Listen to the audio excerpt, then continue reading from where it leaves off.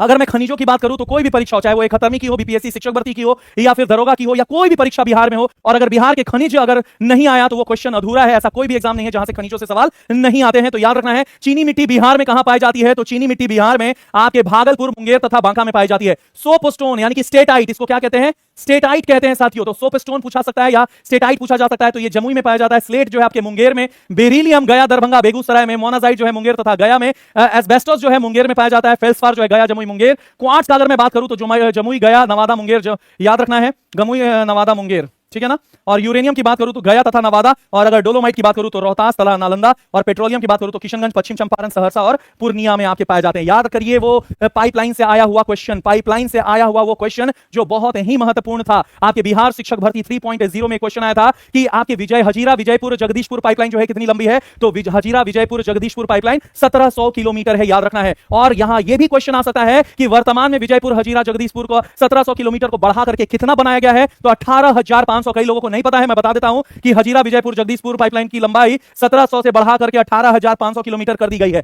यही एक और क्वेश्चन आया था कि नियामती, नूनमती और बरौनी जो पाइपलाइन है वो कब स्थापित हुआ था? तो याद रखिएगा 1959, 1959 में। बहुत लोगों को नहीं पता है। तो बरौनी पाइपलाइन जो है, बरौनी जो बेगूसराय में है, बेगूसराय, याद रखना है, बेगूसराय में ये पाइपलाइन जो है 1959 में बनकर के रेडी हुआ था, याद रखना है। और ये कहां से चलती है? असम से तेल लाती है, और असम से बरौनी तक। और फिर 1962 में, याद रखना है, ये कानपुर तक पहुंचाई गई, इसकी लंबाई जो है बढ़ गई। अगर मैं बात करूं कि इसमें और विजयपुर, हजीरा, जगदीशपुर पाइपलाइन में क्या अंतर है, तो ये तरल पाइपलाइन है, यानी कि लिक्विड पाइपलाइन है, और विजयपुर जो जगदीशपुर हजीरा पाइपलाइन है वो गैस है। और याद रखना है, वजीरा विजयपुर,